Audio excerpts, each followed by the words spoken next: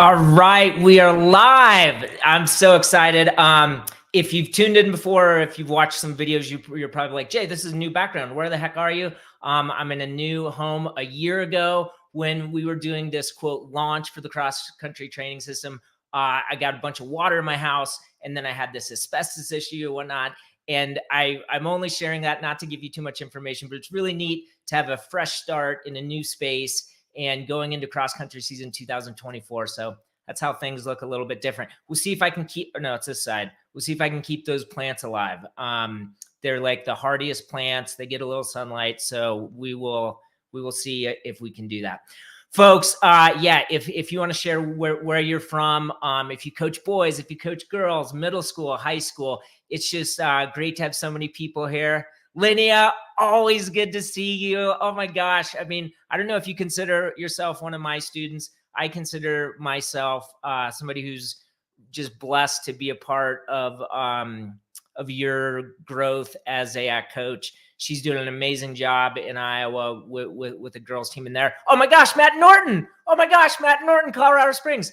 Folks, Matt Norton is one of the best coaches in the country. His kids are fantastic. The Classical Academy, and yeah, it's really neat to see where everybody is. So we've got Ohio, Tennessee, California, lots of people here. Okay, folks, we're going to get into it. I'm going to go over PDFs that some of you have gotten in my emails. And if you're like, Jay, you're flooding my inbox, you're emailing me every day. Yes, I do it twice a year. Okay. I do it in June, and then I do it again in December, because we're going to talk about cross country. You probably got the links to the PDFs, and we're going to go over them tonight bit by bit. I'm also going to share a free course that's awesome. Okay. I created it about a month ago. And then I sent out all these mailers just as a test to the states of Illinois, Ohio, and Michigan. Didn't get a lot of response, but made this cool course that's got all the PDFs. It's got all the videos you need. It's going to take you through 5 weeks of training for every level of kid. What I wanted to do tonight is show you that, but I also want to take more questions than normal. So if you're somebody who's been on these, sometimes I say call, what I mean class, but if you've been on these classes before, and you know that I like to teach for 45 minutes, 50 minutes, keep it concise, keep it fast paced, and then take questions. I'm going to have some gaps in here where we're going to take questions and do those as I'm teaching. What I don't know is exactly how long tonight's class is going to go. But there's 2 bonuses tonight that I'm just doing tonight. If you got the emails, you know, hopefully that is part of the reason you're here.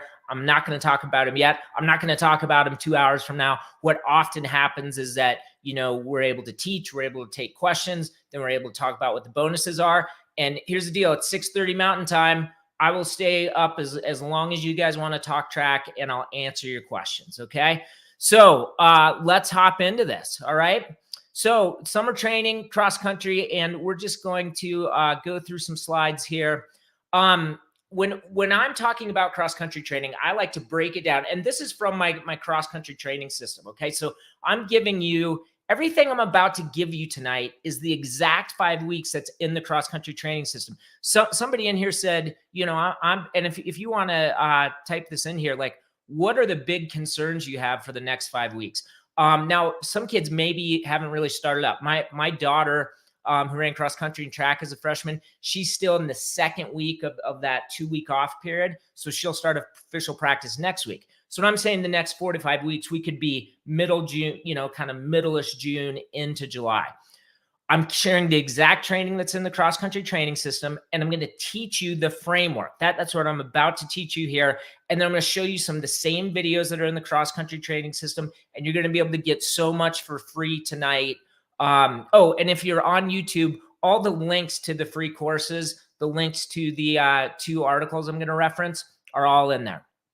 Okay, 3 phases. You got to start with your last track meet. I'm going to pick on Matt Norton because he's live on the call. Matt Norton's last cross country meet, he's probably going to identify the Colorado State meet, which is this year, November 2nd, because his team is a lock to make that team or make that meet. You need to be honest about where your team is. You might be in a qualifying meet and you're not guaranteed to go to state. So if that's the situation you're in, you use that as your last period.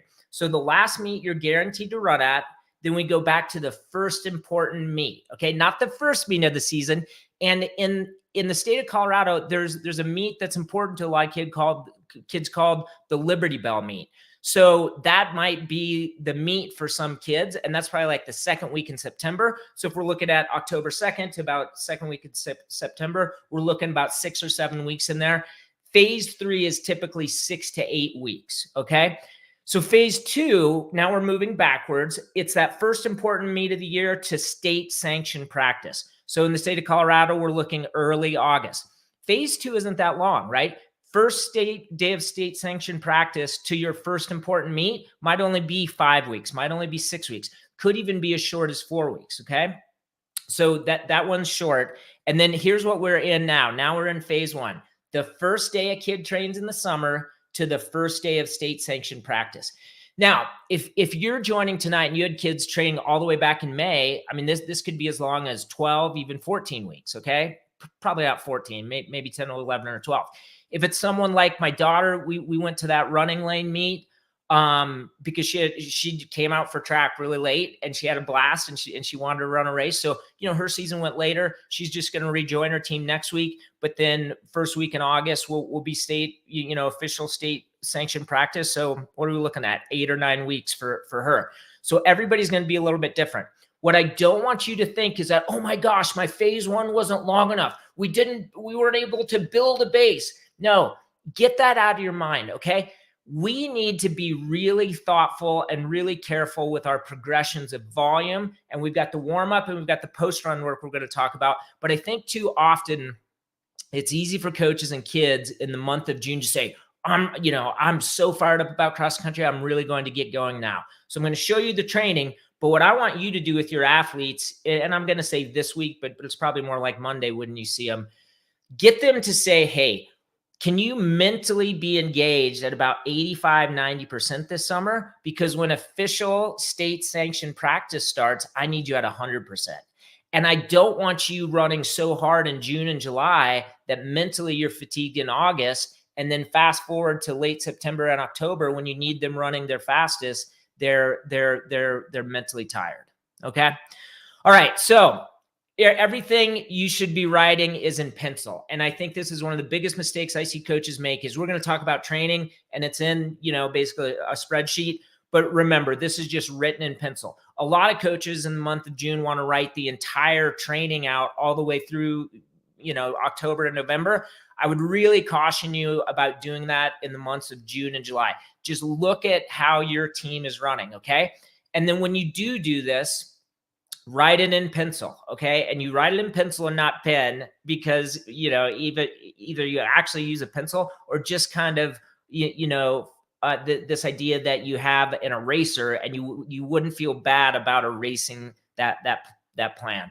I have no doubt that if you can adopt that mindset, your team's going to run faster in September and October because this means that you're going to be more flexible with your training. Okay, we're going to talk about building the aerobic engine. And there's only so much I can fit into about an hour of teaching. This is consistency is key. This is my book.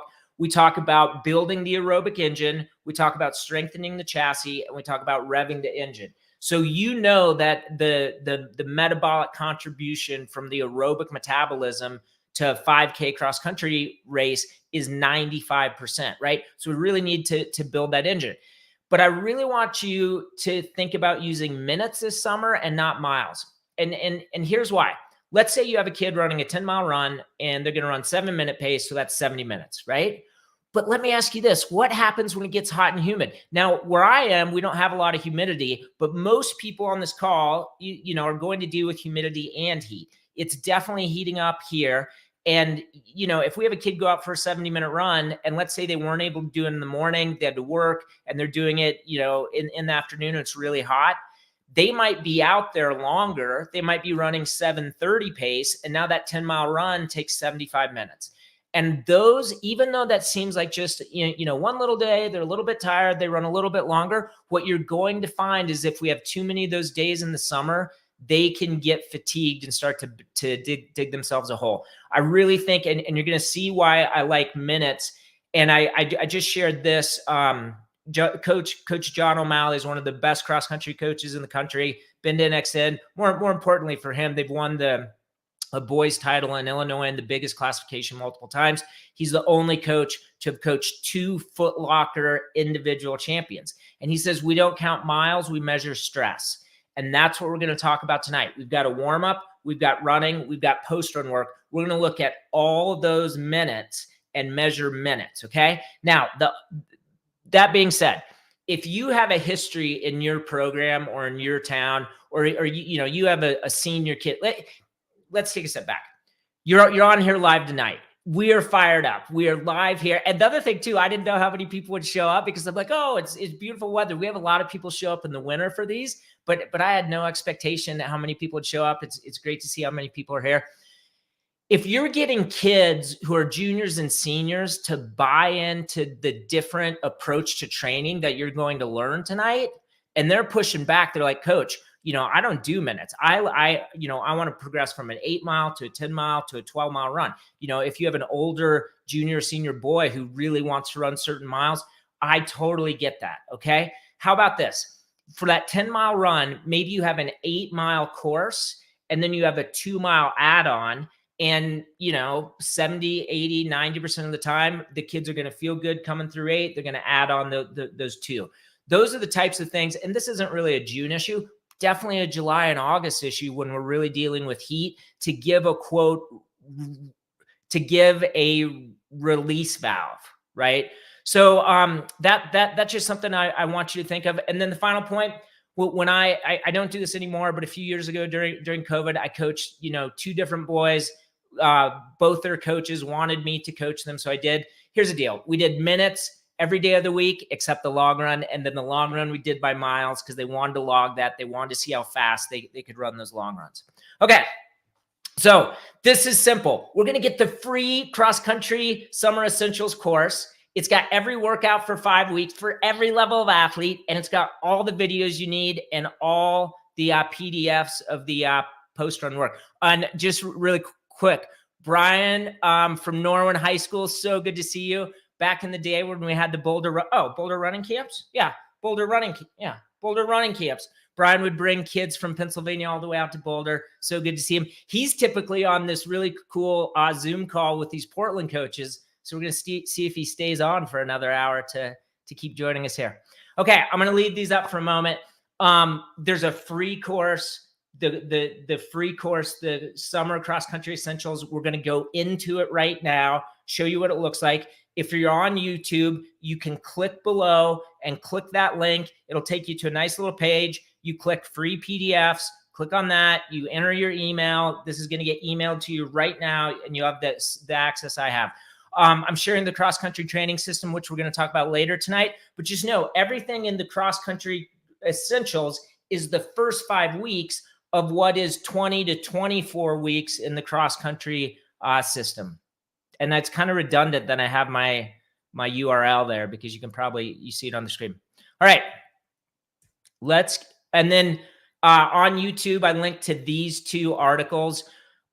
These are concise articles. They've been edited multiple times, a comprehensive cross-country training plan, and the best high school cross-country workouts. I'll be honest, the best, that was my business coach who helps me with Google, and Google likes that title. I think it just should say the 5 key summer workouts, but that's what it says. Anyway, you're going to want to scan those, or if you're on YouTube, those links are below there. Okay. Give me some grace here because now we're entering the time of the class tonight where I go back and forth between slides and different things. So let's go back a slide. And what we're about to see, this Summer Cross Country Essentials, here's what it looks like when you're in there. So this is super cool. I haven't shared this live with anybody. I spoke to some coaches in Texas on kind of a live class for their coaches association, but they didn't want to go into this, so we didn't go into it. And it's great to go into this with you guys. So start here, obviously. What you're going to do here is I've got PDFs and I've got the workouts and I've got the warm up and the progression of strides. So what I want to talk about now is the 4 elements of the cross-country training system. I just pulled this directly out of the cross-country training system. And what we have are 4 elements, okay? So you really need to understand this. We're going to do a warm-up. It's going to take a couple weeks to teach it. It's not going to take a couple weeks. It might take like 1 week. It's going to take a couple weeks for the kids to have it dialed in. The warm-up's going to take about 17 or 18 minutes to teach, but once kids have it dialed in, it's exactly 13 minutes. I experimented with this on myself a couple years ago, and once I learned it, it was exactly 13 minutes. You can even take some components out and make it a little bit shorter. And I'll show you what the video of that is. And then I'm just realizing I'll share that link for free in here. But let me go back and show you something though. You don't need to like, as long as you get the Summer Essentials course, you have all the videos in here. So it's this warm up with Jeff Bolle, this amazing coach in Colorado. And you're going to see skipping, you know, this type of stuff. You're going to see all kinds of stuff in here. But what I want to highlight now is that we're doing a warm up and it's going to take 13 minutes. Then we're doing either a run. Actually, I should go back here. So here's our 4 elements. We talked about the warm up. Then we're going to do a run or a workout. So it could be an easy run. It could be a workout. Could be a long run. We're doing strides on all of our easy days because, again, we got to rev the engine. And then the middle part of it, you know, this book talks about build the aerobic engine, talks about strengthen the chassis and rev the engine. Strengthening the chassis is all the post-run work we're going to do, okay? So that's all the stuff. I mean, if you use the term core strength, that's great. You know, in these videos, we're really going to strengthen the posterior chain, the back of the body, right? And that's really a fantastic thing to do for injury prevention. Somebody here, you know, when I was asking, well, what are you worried about this summer? They're like shin splints in September. You have to understand if you do the right thing in June and do the right training in June and July, we can prevent those injuries in August and September. Now, part of that is this post-run work. It basically works like an insurance policy. Part of it is the warm-up too, because this warm-up's really going to get kids. I mean, obviously, you know, they're from a temperature standpoint, they're going to be warm, but more importantly, they're moving in all 3 planes of motion. And what's amazing about this warm up, and I highly recommend you do it if you're, you know, a runner in your 20s or 30s and coach, or if you're like me, you know, you're a middle-aged former runner and you're going to go for a run, do the warm up. You're going to feel good from the very first step. It's magical. Okay. And your kids are going to understand this too. So those are the 4 elements. So I'm going to show you day by day what the training is, but you have to understand this is the approach to training: warm up, run or workout, strides on the easy days, post run work. Now, a little wrinkle I'll show you in here. When we do our long runs, we're actually going to do strides in the middle of our long runs. So we get strides in on those days too.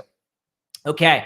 Tonight, we're not going to go into all the post run work stuff. We've got the warm up here. We do red, orange, yellow, green. What you get for free in this course is red and orange. That's all you need for the first 5 weeks, okay? Then what you get is this PDF, and I'm going to show this to you a little bit later. But basically, you know, there's all these exercises. Make sure you don't hear that. So this is the whole warm up. And then we would do some mobility stuff, and then we do some skipping stuff, and then we do clams. Let's go to orange hard. This is the harder stuff we do on the harder days. This is like we're going to do things like this. Let's do the mountain climbers, and then we're going to do core X. And I know I'm kind of going fast through here, but I just want you to see that everything you need is in the Summer Cross Country Essentials course, okay? And then I'll go through this quickly, but I go through the workouts. If you read the workout article, you could maybe skip my explanation here, but this goes into more detail about what are we really doing with these summer workouts. Obviously, I'm not sharing the workouts that we do during what I call the race pace workouts, the workouts we do during the competitive season. Middle school cross country, and I threw in some mental skills videos. These videos are fantastic, and And then what was the last thing? Oh yeah. And then the consistency is key videos. Even if you have my book, what I did with those videos, those are videos for coaches. This book is written for your kids, but these principles are for you, the coach. So I really like to highlight the run by feel chapter, because in that short little 3-minute video, I explain to you how you're going to teach kids to run by feel. So that's pretty important. Okay, now we're going to go back to the slides. And all right. Extending the aerobic stimulus. There are 3 things I wanted you to learn tonight. And I'm sorry, I didn't have time to make this slide. So we're going to come back to these 3 things. The first thing I want you to understand is that this training works because we're going to extend the aerobic stimulus. Jeff's warm-up is 13 minutes. We go immediately into the run. Then we go immediately into the post-run work. Here's a little bit of an asterisk. When I'm talking to those coaches in Texas the other day, in the months of July and August, it's going to be so hot and humid that the kid can take a water, but I should say athlete. I don't like it when I say kid like that. Athletes can take a water break between the end of the run and the post-run work. But what if we had a heart rate monitor on these kids? And by the way, if you have kids wearing heart rate monitors, like on a Coros watch is an awesome watch. Garmin watches are great. Don't trust these heart rate monitors. I've got the Coros band over here. I know this is a total tangent, but it's an important one. I always wear a chest strap. I went for a ride before I do this call, so I can get fired up.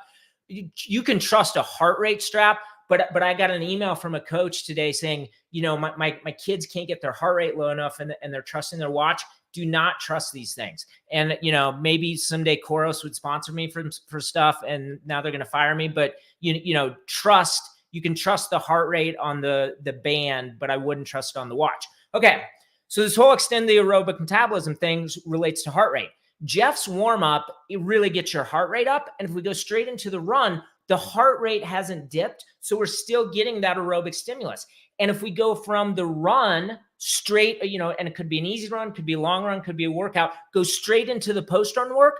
The post-run work, think of whether it's 10 minutes or 20 minutes, think of it as the first half is hard and the second half is more hip mobility, easier. So if we have 20 minutes of post-run, those first 10 minutes are hard. Let's say we're doing a 40-minute run. We get 13 at the front end, we get 40 here, and then we get really, the heart rate's really increased, or it's just as high in those first 10 minutes of the post-run work, and then it goes down. Okay, so let's look at some actual examples. And if you can, even we've got so many people tuned in. I'm so honored that you're doing this. You could tune out in 3 minutes if you just, keep an open mind to this thing. I'm going to go back a slide. Folks, here's one thing we got to consider tonight. If you want to do things you've never done before, you've got to do things you've never done before. Now, every time I tweet that, I hate this. Every time I tweet that, people are like, oh, he means run more miles. He's saying a girl who's running 40 miles a week has to run 55. That's not what I'm saying. If you've never done a warm-up like Jeff's, consider doing it so that shin splints aren't an issue, so that IT band issues aren't an issue. If you've never done post-run work, or let's be honest, you've shown kids some core strength, you cobbled together some stuff on YouTube and you wrote some stuff down, and they haven't been engaged. And they know that you value the run. You value the workout. You might value the weight room stuff. You're going to assign the core strength stuff, but it's really not that important. No. You want to be locked in and you want to buy into something different tonight that's going to keep kids injury free. And as I'll talk about later, is going to have them PRing all year long. Well, if you can keep a kid injury free, that's awesome. That we're 80, 90% of the way there, because high school kids, for the most part, are undertrained enough that any stimulus that keeps them, as long as they're healthy, they're just going to get fitter and fitter. As a tangent, we're about to watch the US Olympic trials. And then later in August, we're going to watch the Olympics. What I'm, teaching and preaching tonight doesn't apply to those athletes. Those athletes have to put in tons of volume and a lot of intensity to get that last 1%, 2%, 3%. But I'm not going to name him, but one of the best coaches in the country who makes NXN all the time, who has crazy fast 4x8s. He's like, Jay, sometimes we think as coaches, we're doing this amazing job with high school kids, but it's not that hard actually to get a high school kid fit. Okay. But so what I want to say is, going back to PRing in September, we're going to set your team up to keep PRing in October. And then I'm going to put myself on the hook here. There's a system where we can have them run their best 3 races, their last 3 races. Now, obviously it's cross country, so I'm not going to say, oh, they're going to PR in their last 3 races. I mean, Matt Norton, who's joining us from Colorado Springs, we run our state cross country meet at 6,200 feet, or it's either 6,000 or 6,200. I mean, it's high elevation. Kids aren't going to PR there, but they can have their best meet of the SCs there. My daughter actually did PR there, but she didn't run all summer last year. So like, she has this like crazy mile split progression where she just gets better, because to prove my point, she was so undertrained going into the season. Okay. When I look at you just in the camera with the widescreen, it's because I'm trying to make a point. Let's go back to this. We've got Jeff Boy's warm up, and we've got the run, and we've got the post run work. In week 1, for a kid who can do a 60-minute long run, we've got 13 minutes for Jeff's warm up. We got our 60-minute long run. I'll explain in a little bit how we do our strides. Then we're doing red hard. Now we break our post run work into hard and easy.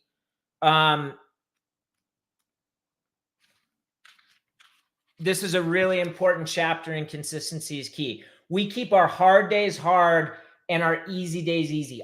This is something you really need to buy into. Medium days for high school kids do not make sense. If you've seen the training of professional athletes and college athletes, and when I ran at the University of Colorado, we did Tuesday workout. Wednesday was medium distance. I'd run 13 to 15 miles. Sometimes we'd run over Flagstaff Mountain. Easy on Thursday, hard workout Friday, easy on Saturday, long run on Sunday. So we were going 4 hard days out of 7, right? But we were, we were young men, and we could handle that. And if we didn't handle it, we got hurt, but that's a different story. What I'm saying for you is that we got to have our hard days hard and our easy days easy. How does that apply to, or why did I bring that up when we're looking at red? Our post run is just very simple. It's either hard days or easy days. So red hard takes 17 minutes. Red easy takes about 10.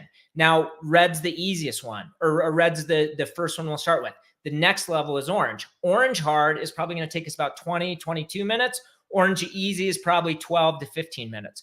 But here we go. 13 minutes, 16 minutes, 17 minutes. We got an 80-minute stimulus. 80-minute stimulus. Okay. And you just got to trust that a kid who is running 60 minutes for their long run at the end of the track season can do this at the beginning of the summer, stay injury free, and is going to set themselves up for a great fall.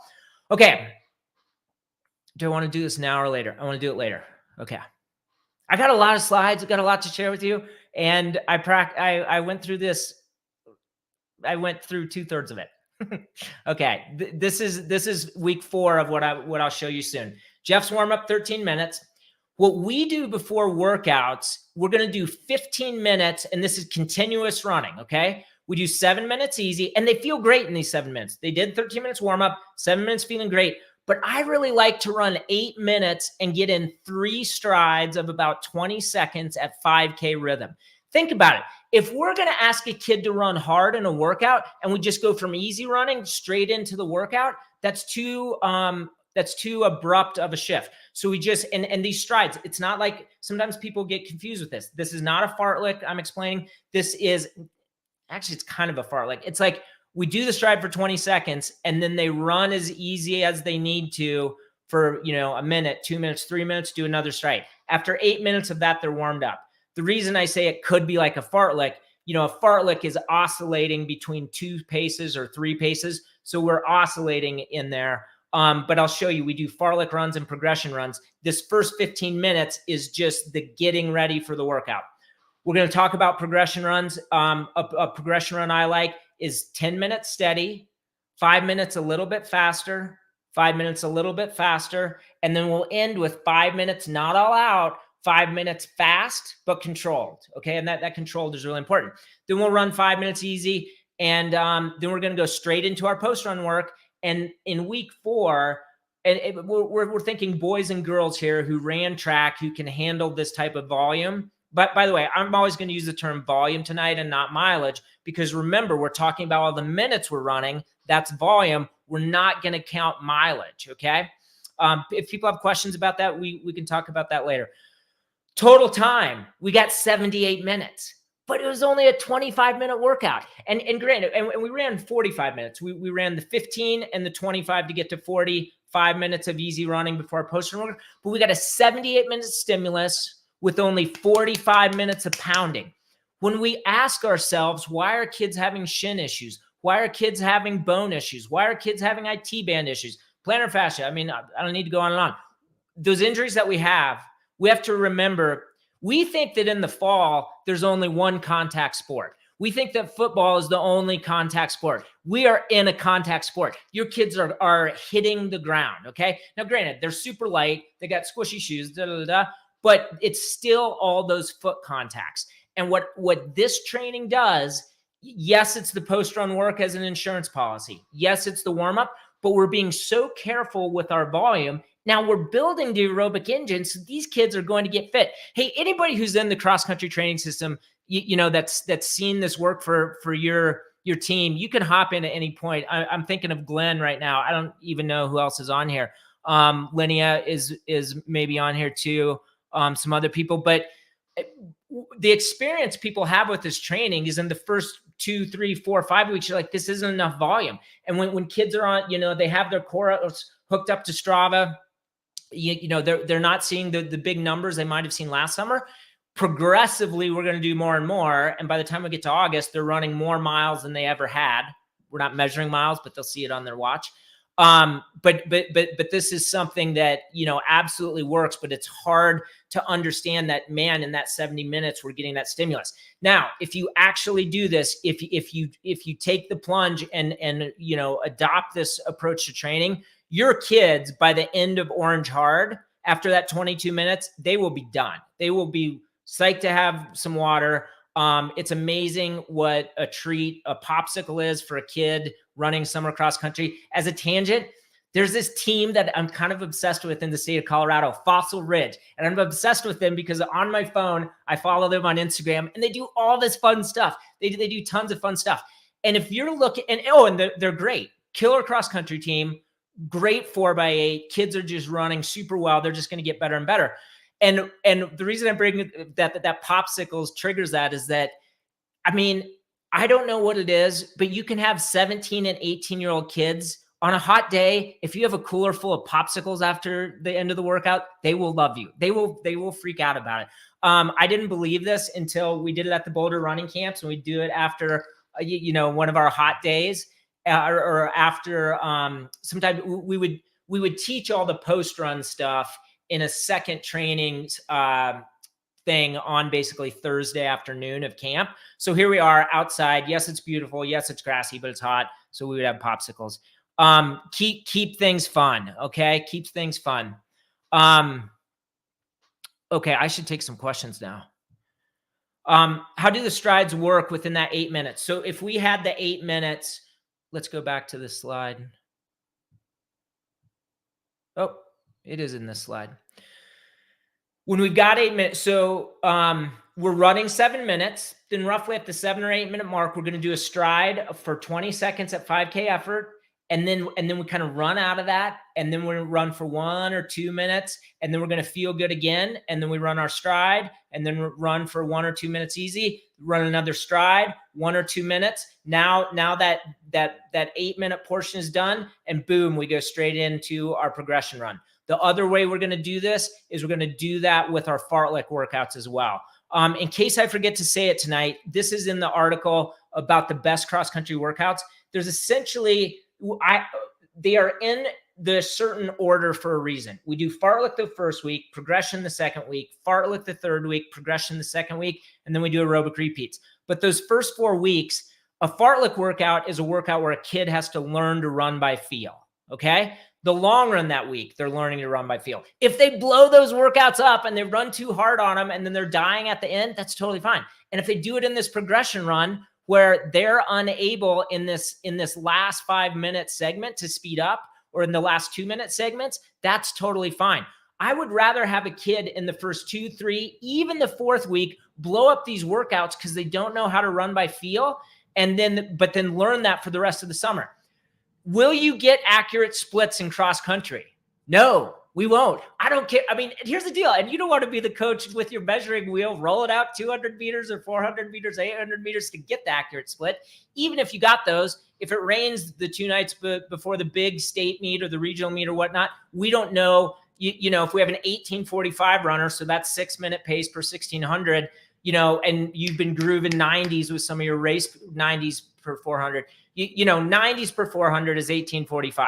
If you are grooving that race, that pace and workouts, but now the course is super muddy, you know, that kid's not going to run 90s. We want, and this is something I learned at CU, there's actually less in my training now. I mean, I've been coaching for 24 years. Okay. I'm 48 years old. The last year I ran cross country, I was 23 years old, and it was in this book. That book is not a must read. I think this is a must read for your kids. Running with the Buffaloes is all right. But point being, there are a few things that I did as a college athlete that I think I'm even more of a proponent of than when I was an athlete, because I just didn't know how powerful they were. Running by feel is one of them. And what my college coach, Mark Wetmore, would say is we have to pay attention to our sensory data. We got to pay attention to our heart and lungs. I love track. Okay. My daughter, she was in this race at Running Lane. They had these pace lights that are going to be at 5:20. I thought she could run maybe 5:19.9, but we practiced 5:20 pace. So just 80s, 200s and 40, right? 5:20 pace, then speed up. And I've never thought about this until being live with you on the call right now. I think probably the reason I like track that way is that I like how you could be specific and you could trade specifically for it. I mean, cross country's weird. Cross country's funky. It could, you know, we could have our state meet snowed. It could snow a bunch before it. You could have a state meet in Texas where it's really hot. You know, these NXR meets could be really, really muddy and wet courses. So you need to teach a kid in June how to pay attention to their heart and lungs. I just bought my daughter a Coros watch because she's getting serious about running and she wants to measure her volume. But she is not, you know, she's not going to be using it to run, to dial in some certain pace. And even if your kids have these watches, we're not using it in this workout to say, I've got to run these paces for that progression run. Fast forward to August into September, we do get pretty anal about grooving pace. Oh my gosh, I think Fossil Ridge is in Colorado. Fossil Ridge is in Fort Collins. Yeah. Okay. Well, I should take some questions now. We are locked in. Aren't we? Okay. You mentioned paces. What would you do? A quick mile time trial to gauge fitness paces early in week 1? Mike, week 1? I would just go, we're asking them to do so much. We're doing the warm up. We're doing the run. We're doing the post run work. They're going to be overwhelmed with new stuff. And the other thing is, what is that really going to tell you? Like if they ran track, they've got some fitness. If they ran track, and they were on the JV and now they had a big, you know, number of weeks off before they're running with you, we know they're not as fit. And if they didn't run all winter or spring, or they're new to cross country, they're not going to be fit. There's this Buddhist nun, Pema Chodron, and she has this book called Start Where You Are. I had to clean out all my books this past summer. I don't have the book anymore. Let's just think of the title of that book, Start Where You Are, right? We just start where these kids are and we just move thoughtfully day by day, week by week, month by month. And then there's no doubt when we show up to the first, now if it's a time trial in August, or if you want to do a 1 mile time trial or a 2 mile time trial, because you're not able to find a good small meet, that's the time to do it. But we're not doing it in week 1. And it's a great question, Mike. There's all these questions you're going to have tonight are fantastic. Okay. I think this system works. This approach to training works. So if somebody says, hey, how does this fit in the system? Not everything fits in the system. One of the things we talk about in Consistency is Key is, this is the last chapter before we get into training. Understand that there are dozens of ways to train. You know who this chapter is for? This chapter is for a high school kid, so that whatever training their coach is doing, even if it's dumb, they're not questioning the training. For us tonight on this call, There are not hundreds of ways to train. I don't even know if there's dozens of ways to train. I think there's a handful of optimal ways to get kids from June to October or November injury-free and running fast, okay? So all the things that I'm going to share tonight are in that. Let's see if we can take a few more. And anytime I don't get to your question, we're going to have time later on to ask it then. Linnea, she's crushing it in Iowa. Yes, I love the progression. And Linnea knows that a lot of times in the training, we take out the long run in September, October, put in the progression run. The slide you see right now, a 25-minute progression run, I will die on this hill. Okay, I actually don't love that concept, but I think it's useful. I don't care how fit your runner is. I don't care if they're doing 90-minute long runs and they're, it's a girl who's already signed a letter of intent to run at a Division I school in a Power 5 conference. A 25-minute progression run broken down that way, 10, 5, 5, 5, will advance her aerobic fitness. And think about this, she'll have fun because she's speeding up a bunch of times, right? And is it going to beat up her legs in the same way as a long run? No, she's not going to carry as much fatigue into the coming workouts and weeks. Not even weeks, but if she does a progression run on Tuesday and you want her to do a race pace workout on Friday, she's ready to go. You do that long run on Tuesday. If they run it too hard, and we're keeping our hard days really hard, so in this training, the long runs are hard days, there's a chance that the fatigue is still there. Okay. This is great. Kirk, how do an athlete judge faster in a progression run? Watches or by feel? We're running by feel. Kirk, this is something a lot of people push back on. Jay, I'm struggling to teach kids to run by feel. So the training you're going to see tonight for these first 5 weeks, is so much of it is teaching them to run by feel. If they run, I'd rather see a kid blow up those first couple workouts and run too hard and then have to slow down at the end of the progression run, or they actually do run the last 5 minutes faster, but they can't say it was controlled. Does that make sense? And then Burleson cross country, we have pools in our plan. Do you suggest we had pool Wednesday instead of a run? What type of pool workout do you suggest?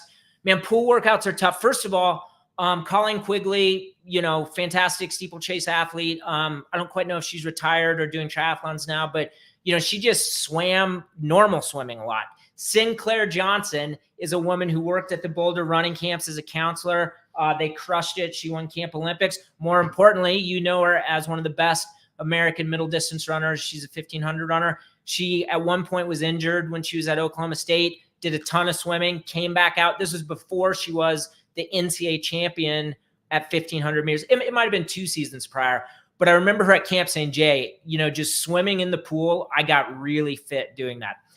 I do like aqua jogging, but I think that, man, I know as an athlete, I hated it. I've never had an athlete say they like to aqua jog. You don't need one of those floaty belts or anything. Make sure that the athlete, is a good swimmer and can get back to the wall. But you just run in place, and then sometimes you can make almost like a longer stride, longer arm pattern. And then I would just do fartlek type things, 90 seconds hard, 30 seconds easy, 90 seconds hard, 90 seconds, like just make stuff up. I mean, but I think I would consider just doing lap swimming, normal swimming in lanes, and unless the kids really like doing the aqua jogging. Okay, I'm going to keep going. I didn't know we've got a lot of weightlifting questions, and we can ask those later. What does Jason say? I feel the post-run work when you get to orange hard is just as good as getting in the weight room. Yellow and green are definitely as good as the weight room. Yes, Jason. Yes. Okay, in the cross-country training system, we have weight room workouts because some people, that's what they can get to. This is the truth right here, is that once you get to orange, it's hard. And then the other 2 things in the cross-country training system are yellow and green. You don't need any more with that. The other thing too, think how nice it is to just be at the grass field, be at the track, be at the trailhead. You don't have to move these kids in and out, and you're not fighting with other teams and other coaches to be able to use the weight room. Now, the flip side is some, schools are going to have a weight room period. And I do think that's a little bit trickier where, well, not a period, an obligatory class that the kids have to be in, that we're going to have to work around a little bit. But if you're the cross country coach assigning a weight room routine, I'd really encourage you to look at what's in this free course, and look at Orange and look at that PDF. Okay, I want to see what Matt says. I like Norwin's comment question. Managing the timing of post-run work to keep the aerobic stimulus is hard. Kids running different times, chit-chatting, etc. Yeah, I think this is absolutely true. I think this is what's awesome about Matt Norton. Like, the one problem listening to Jay Johnson's not in the trenches every day with athletes doing it. I have a system, coaches use it, and it works, but it's taken a while. Like, when I asked some questions with coaches this year, how do you actually get these PDFs to kids and get them to learn these post-run things? Oh my gosh, all awesome answers, but I got like 20 or 30 different responses, and they were all different. Some people, one guy actually took a sandwich board, like those things you see outside a coffee shop, like big plywood things, printed this huge thing on there. So it just sets it out at a station. Most people are going to laminate them and do things. I think what you have to do is, hopefully you have an assistant coach, and they're the post-run person. And the 20-minute group comes and meets the post-run work person. They get them started. When the 30-minute group comes in, post-run person leaves, gets the 30-minute group started. Because the one thing I'll say about the post-run work is that let's say it's a 15-minute routine. We really need these kids locked in for 5 to 7 minutes and doing the hard stuff like lunges. It'll be burpees later on, or it'll be burpees, squats, lunges, things like that. We need them dialed in, focused. Another part of consistency is key, is build your attention span for hard work. This is so important in the summer, and I left that out of here. When a kid does the workout or the run and goes straight into post-run work, they're building their attention span for hard work. Fast forward into September, whatever workout you love, whether it's repeat 400s or repeat miles or repeat thousands, you've created a situation where these kids can focus and be locked in for those race pace workouts. And Matt, to your point, let's get them locked in with a coach for 5 to 7 minutes. And then if they're chit chatting, if you look at what's in those videos, it's like hip mobility and, cat, cow, leg, donkey kicks, all that stuff. So I think chit chatting with the second half of post run, which is mobility, is fine. And if you're like, Jay, it's not really a 7 to 8 minute stimulus, the heart rate is going down. That's true. The heart rate does go down a little bit when we do the mobility that way. Brett J, what is your favorite workout that your body responded to XC running with the Buffaloes? I will tell you my least favorite workout, 10 miles hard on the Boulder Creek path. That was my kryptonite. I sucked at it. I was better in track than cross country. So pretty much every cross country workout, and it just kicked my butt. There were a few track workouts I was good at. I ran at CU in an era. I ran 4:25 in high school, 9:45, fairly good enough to walk on. I only ran 25:05 for 8K, right? And that was in this book. That was the best I ever ran. And I mean, that's just slow now for a Division I runner. So, Matt says, thanks. Matt, you're absolutely welcome. When I look at, I shouldn't admit this. I should not admit this. I've totally looked up mile split, like where my daughter ranks as a freshman in the state of Colorado. And Matt's got this unbelievable group of freshman girls at Classical Academy, and like they're all ahead of my daughter in the 800 and the 1600. So that's fun. Okay, let's take one more. Hybrid runner. For hot weather like tests isn't necessarily warm up, for example, for 13 minutes. They're soaking wet at the end of their warm up. Yeah, this warm up, let's not think about it as temperature. Let's think about it in terms of mobility, in terms of getting their body moving in all three planes of motion. So forward, backwards, like we're running, is the sagittal plane. Turning around is transverse, and we have a little bit of that. If this knee comes up, this shoulder comes around. So we're oscillating back and forth all the time. What we don't have is frontal plane, right? That's moving back and forth like a basketball player playing defense or a softball player. If you want to do a shorter one, that's fine.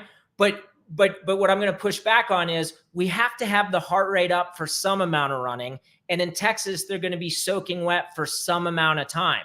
I would rather run a little bit less. Now, maybe you want to take 13 minutes and only do 8. And I do have an adjusted version of Jeff's warm-up in that free course for you. But what we don't want to do is just show up, get out of the car, fake some static stretching, and then run. Okay. Okay. Wow. It's already 7:20. How's everybody doing? Are we enjoying this? This is more people on a class than I've ever had. So I assume that people are engaged, but we need to get into the training.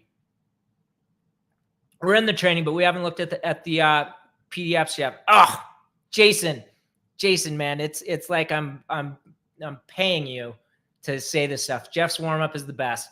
If you're a middle-aged runner, just trust me. Try it yourself, and you'll understand. Okay.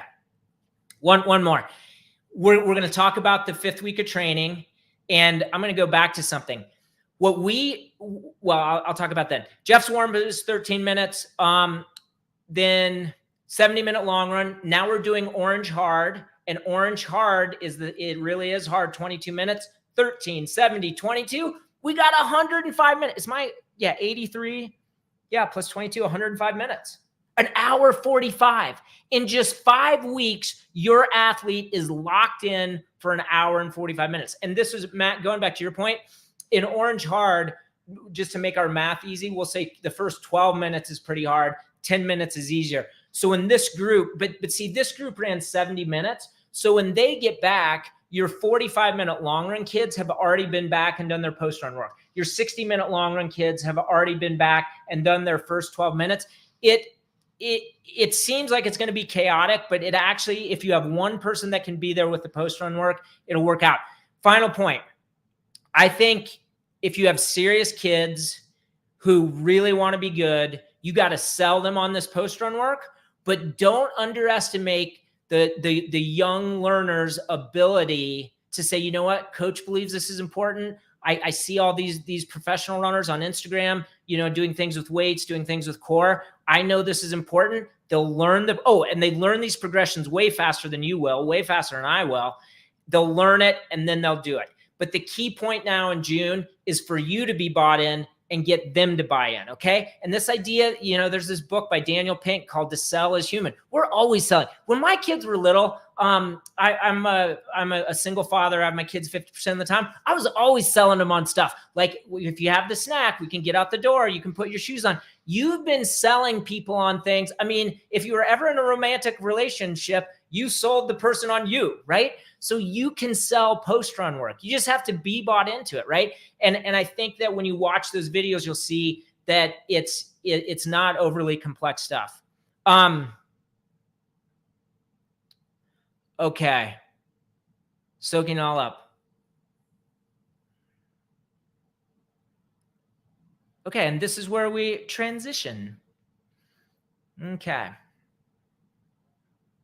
All right, so we're back here in the summer XC Essentials, and we're now going to look at this PDF. So when you look at the 5-week calendar, there's this PDF here, all the PDFs, okay? And what I'm going to click on now is everything that's in here. And we're going to actually look in the same way we're looking at this in this video. You basically, honestly, tonight, you're not going to have to look at it because that's what we're about to go over. So just bear with me 1 second. I have to get the right PDF pulled up. Here we go. Okay. Look at that. All right. And you should be able to see my cursor. So anytime you see white, those are going to be easy days. Anytime you see color, those are going to be hard days. Easy days are easy. Hard days are hard. Easy days are easy. Now, if you're thinking, Jay, we could have come back with a hard day on Thursday. Yes, but we're not going to because Friday is going to be really long. Okay. First thing we're going to do in week 1 is it's going to take some time to teach the warm-up. It's going to take time to teach the warm-up all week long. The post-run work, it's going to take time to teach. Going into week 2, the warm-up still takes time to teach and the post-run work. By week 3, the kids who've shown up every day, it'll surprise you. They will understand what to do in the warm-up and they'll understand what to do in the post-run work. When we get to week 4, now we're doing our progression of strides. And I'll go back to this. We've done strides on every easy day, but on week 4, we're really locked into saying, how can we get to running strides at 800-meter pace sooner rather than later? Remember how I said there were 3 big points tonight? Point number 1 was extend the aerobic metabolism. Point number 2 is the power of the document that's in there called the progression of strides. And the progression of strides, we start with strides at 5K rhythm. The same thing we were talking about where it's 20-second strides at 5K effort. I actually like the term rhythm more than effort because they should just feel like 5K rhythm. We're not locking into our watch. We're not saying, oh, are we running 18:45 pace or 20-minute pace or 16-minute pace? They just run by feel. But as we go through the progression, let me ask you this. How fast should their kick be? What rhythm roughly in the last 100 meters of a race? It's got to be faster than 5K rhythm. Do you want them kicking at 3,200 meter rhythm? What about 1,600 meter rhythm? 100 meters at the end of a cross country race at 1,600 meter rhythm still isn't that fast.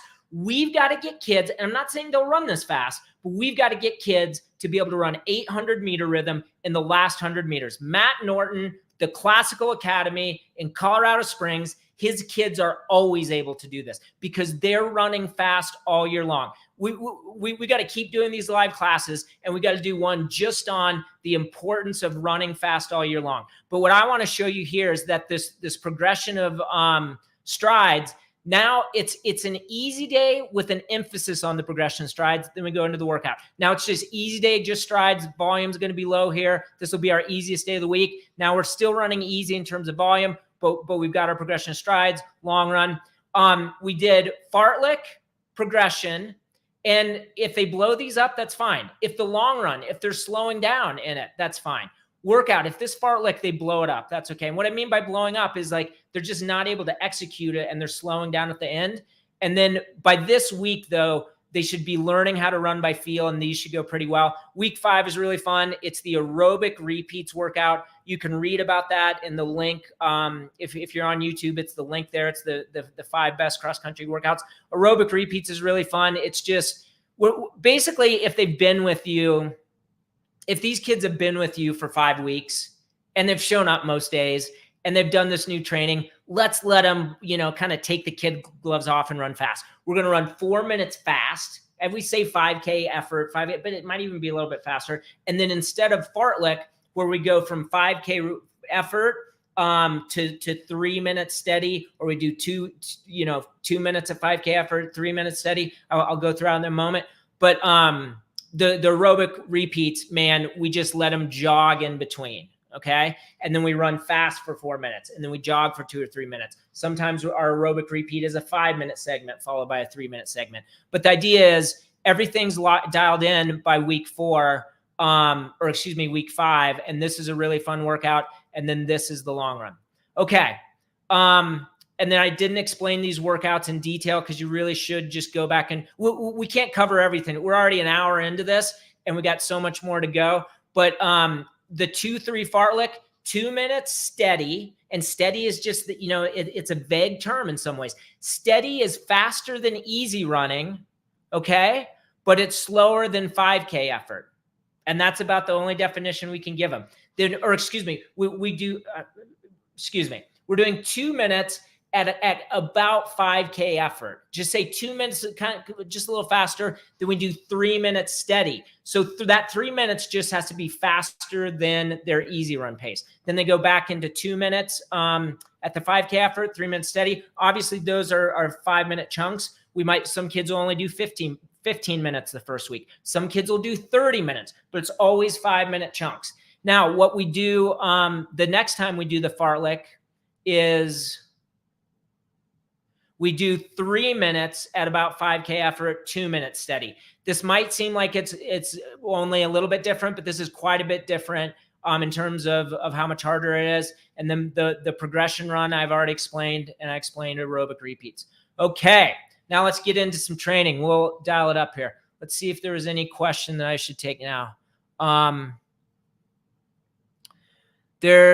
So many questions. I'm going to keep going through this now. We're going to stay on as long as people want to. Okay. I'm so honored that so many people are on this. This is the most questions I've ever had. I'm overwhelmed by the chat. Let's focus on training and let's take this one by one. Here we go. All right. So 60 minutes. Where does this come from? This is long run 60 minutes.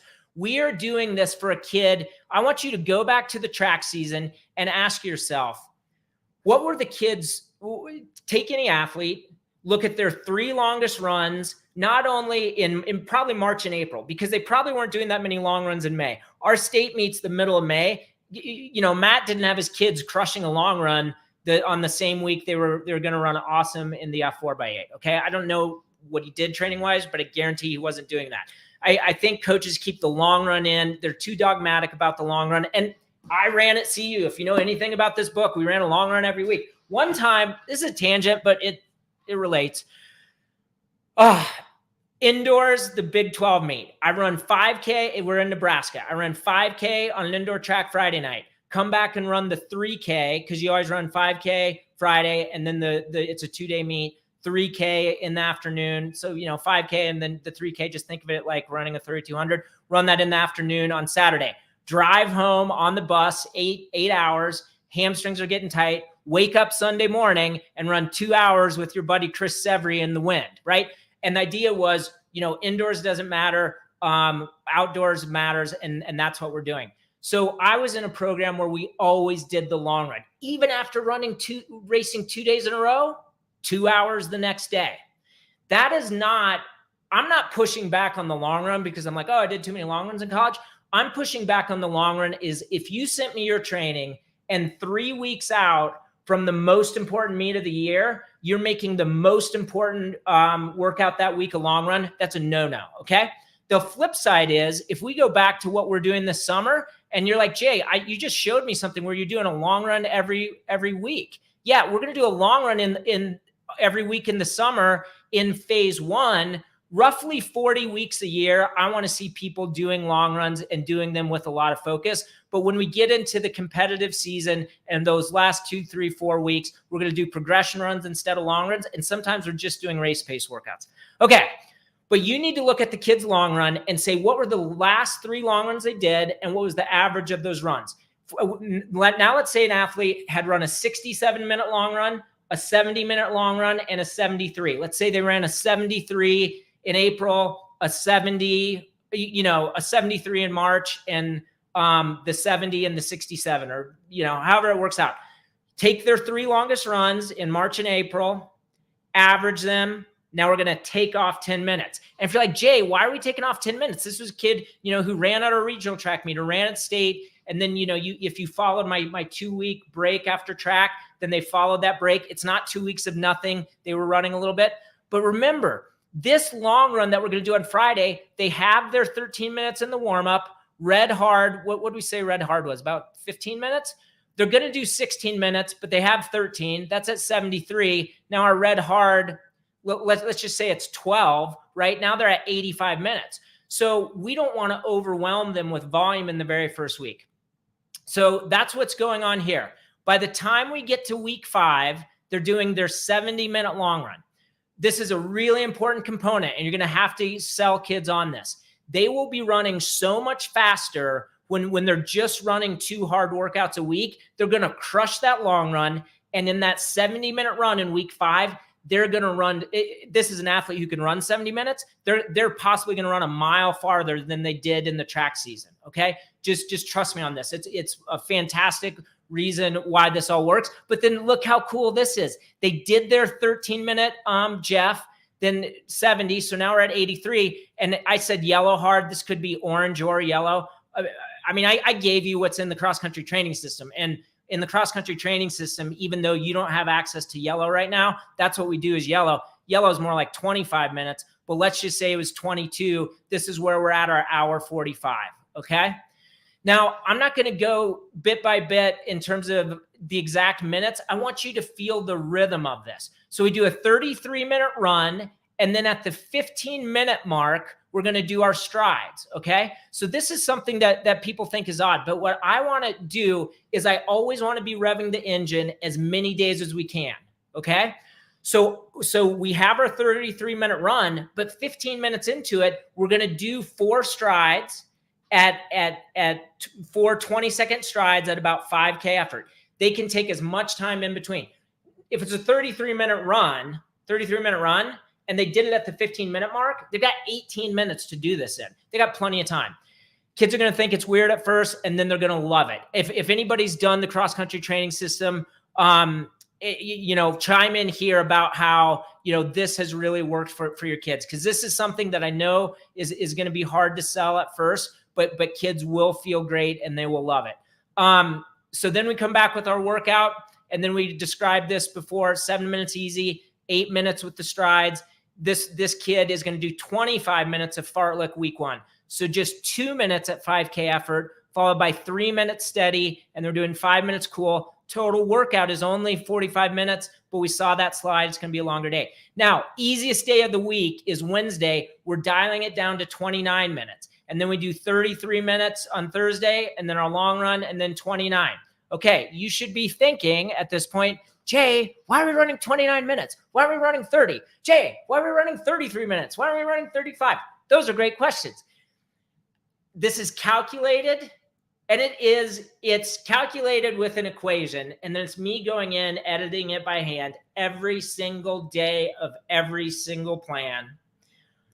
They're going to run 30. When it says 29, they're going to run 30. But I don't want you or the athlete on the 3rd day of the summer on Wednesday to accidentally run 35, right? 35 is more than a 10% jump. I'm getting a little tired, so I can't do the math exactly, but it's more like a 12 or a 15% increase over what a 30-minute run is. The 33-minute run, are they going to run 30 or 35? Yeah, let them run one or the other. If they run 35, that's fine. But don't let 33 accidentally turn into 40. If your 29 turns into 35, that's 6 minutes too much. And if your 33 turns into 40, that's 7 minutes too much. Now they've run 13 minutes too much. And for most kids, that's 1.5 miles more than they should have run.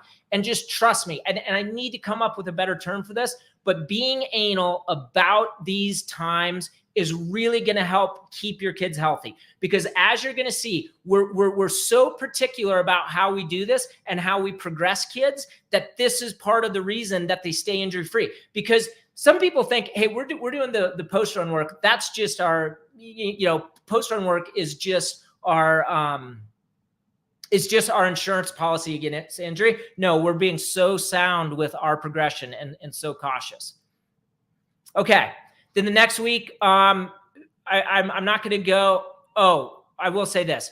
This athlete does red hard and red easy. We do red hard after the hard days, red easy after the easy days, red hard after the hard days. If you had an athlete who did some core strength, even did some weight room stuff, that's going to feel none of that's going to be challenging in week 1. But already in week 2, we go after orange, and orange is a big jump, and it's a game on. So already Tuesday, they're doing Jeff's warm-up. They don't quite know it yet, but they're getting better at it. The progression run, we do the easy running. We do 8 minutes with strides. Now, just like we said, 10 minutes steady, 10 or 5 minutes a touch faster, 5 minutes a touch faster, 5 minutes fast but controlled. And this is an important one. I talk about this in Consistency is Key. I talk about, farther or faster or both. This is a workout where they don't need to be able to say they could have run faster, but they need to be able to say a pace you could have run for 5 more minutes. So that's how you know they're running controlled, is if they could have run it a little bit farther. This is going to be a challenging day for them. And then we're doing orange hard. Now, again, 30 minutes and 34 minutes, obviously up 1 from last week. In my mind, this is a little bit aggressive here. We do 65 minutes here. And then in the long run, it's funny, I didn't explain that in the first week. We run 45 minutes, or it's a 65-minute run. At the 45-minute mark, we're going to do 4 by 25-second strides at 5K effort with as much recovery as they need. This is the same thing. I want to be revving the engine. I want to be doing that as much as possible. But in the long run, there's another reason to do it. We want to run with great posture. We don't want kids sitting in their hips, right? We don't want to reinforce when they're tired, bad foot strikes, bad mechanics, bad posture. So that's one of the things that the Strides is doing with this. And kids love it. And then here's the cool thing too. It's a fast finish long run, because those last 20 minutes, if you have a kid run a stride at 25 seconds at 5K effort, they're not going to slow down to the effort they were running for the first 45 minutes. At least not this kid who's this fit, who's on this plan. Some of our lesser plans they might. But it's really cool because they're going to, this is how we lead up to how are they going to run more on their long runs in this system. It's partly because we're doing those strides as part of the long run. Okay. Oh, I've just looked at the YouTube thing. I always test it to make sure it's actually working. Okay. Next week we're doing Fartlek, and this we do 30 minutes of it as opposed to 25, and we do 3 minutes at 5K effort followed by 2 minutes steady. This is quite a bit harder. Orange hard is hard. Oh, go back to this week. When you do a 65-minute long run and you do orange hard, that's a challenging day. The reason we keep 65 minutes and we don't bump it up here is oftentimes in the cross-country training system, I want to establish a higher long run, and then I want to maintain it for a week. Now, there's a lot of weeks where I'll grow, and every plan's a little bit different, but they all follow this idea. Let's build the volume we're running, but then times, once we're doing a lot of volume, let's maintain it. And because that Tuesday workout was hard and the whole week is hard, we're just going to maintain with 65 minutes on that week. But then as you'll see, then in week 4, we get to 67. And then this is a great week here. They do the aerobic repeats. They do 4 minutes at 5K effort, then 3 minutes easy. It could be steady. I put or steady in here, but I really want it probably easy this first week. That's one set. So 4 minutes at 5K effort, and they can repeat this 3 more times for a total of 4 by 4 minutes, and then 3 recoveries, 5 minutes cool. It's a 45-minute workout. They're going to have fun. They're really going to enjoy this. And then the 70-minute run here. And then yellow is really hard. This was very aggressive in terms of the post-run work. To do red 1 week, that's not hard, but only 2 weeks at orange. Maybe do yellow here, and then for sure be at yellow in week 5. Coaches who've been in the cross-country training system can attest to the fact that that's challenging. Okay, we're just going to go through a couple more, and then I want to talk about some of the things that I'm offering you tonight. Let's look at something completely different. Long run 30. So this is a kid who maybe ran with you in track, didn't do a lot of volume. We're doing a 20-minute run with just 4 by 20-second strides at the 10-minute mark. Same thing, just a 20-minute run doing some strides. But then we're going to do a circuit. And a circuit is not a circuit in the weight room. It's a running circuit where you're at the track running around and then doing, things like burpees, things like core strength, lunges, stuff like that. This is a really hard day. But again, what we're trying to do here is have less impact, right? We're trying to build the aerobic engine with the circuit. Then it gets the double duty of also strengthening the chassis, but we don't have a lot of foot contacts. And then we come back with 2 days of running, 20 minutes with strides, and then they're able to do a long run, 30 minutes. Next week, they're doing a progression run. So now every kid on your team is doing a progression run this week. The easy, just trust me on this. All they need are 20-minute runs with strides. And now they're doing a 35-minute long run. Then this is the last time they do the circuit, but they do it for 40 minutes. This is a really hard day. And then they do this barefoot routine as their post-run work because they're already doing there's so much stuff in the circuit. And this is maybe a little aggressive too, to think that in week 3, they could be an orange, but as long as a kid has showed up every day for practice, they only need 2 weeks at red. And now they're going to run more 38-minute long run and then progression run here. And part of the reason I have the progression run is it's just more fun than the Fartlek workout, or most kids find it more fun.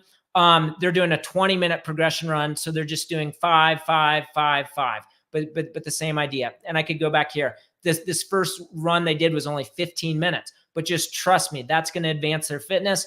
And then they get to do aerobic repeats as well, but they only do 3 sets, and then they do a 42-minute run. Okay. Now let's go to, remember how I said you have a plan for every kid? Here's your 45-minute plan. Here's your 45-minute plan with more aggressive post-run. Here's your 70-minute plan. And then I'm going to go over this last one. This is your no prior training plan. This is maybe one of the most powerful things in this this whole thing I'm sharing with you tonight. You probably don't want kids in the no prior training plan, because by the name of it, that means they haven't been training. So this could be a kid who ran cross country, maybe even played basketball or swam in the winter, but didn't run track. They're in no prior training because they haven't run for 3 months, okay? This could be a kid who did run track, who was on your JV, but hasn't done anything for 5 weeks because you were in Texas and your state meet was 6 weeks ago, or your regional meet, right? They haven't done anything for 6 weeks. They got to be in the no prior training plan. And if you have a kid who's never run, you put them in the no prior training plan. It might seem like it's overly cautious, but this works. And for coaches who've done both my track training system and cross country training system, they swear by this. So it's just a 5-minute run and then 4 strides with 60 seconds recovery. Red easy. Then we're doing a circuit just for 20 minutes. Wednesday, they could even take off. Or we just run for 5 minutes, do some strides, do some red easy, chat with them, tell them you're so glad they're out for cross country. I'm leaving this out. They're doing Jeff's warm-up every day, and they're gaining fitness just from Jeff's warm-up. Then they do a 10-minute run with strides. First day is a 15-minute run, 7 minutes easy. They're basically doing the warm-up that we do for the other workouts. Then 8 minutes with 4 by 20-second strides, go immediately into post-run work. And they do a circuit again this week. This week, they run a little more, do some more strides. And then this could be a circuit again. If you wanted them to run here, I understand that. But the safest thing is to do the workout. By week 4, they're doing a 22-minute run. And by week 5, they're doing a progression run. They're not ready for aerobic repeats, okay? So that's why this one is a little bit bigger. But if they've shown up every day for 4 weeks, they can totally do all this. They can be on orange by this point. Notice how there's a little thing in here where it says red easy on Wednesday, because Wednesdays are always our super easy day. Let's go all the way back to the top to show you that. See how when we're in here, if we did our easy run with the progression and a workout, Wednesday is always going to be really low volume. And then, if we did that here on Thursday, did our long run on Friday, Saturday is going to be our really low volume day as well. I'm just going to show you there's a couple more. Long run 18 is maybe a freshman who is doing a 30-minute long run in track. And then we have long run 18 aggressive. This is a kid who, is just stronger. Like this could be a kid who is a 400, 800 kid and ran on your 4x8 at the end of the season. So those are all the plans. Man, we have covered a lot of ground. And I just am so sorry. I mean, on my side, it says there's like 678 people. I've never done one when there's that many people. Done ones where there's like 300. Let's transition into some stuff, and how do I want to do this? I'm a track coach first. I'm a business person second, entrepreneur second.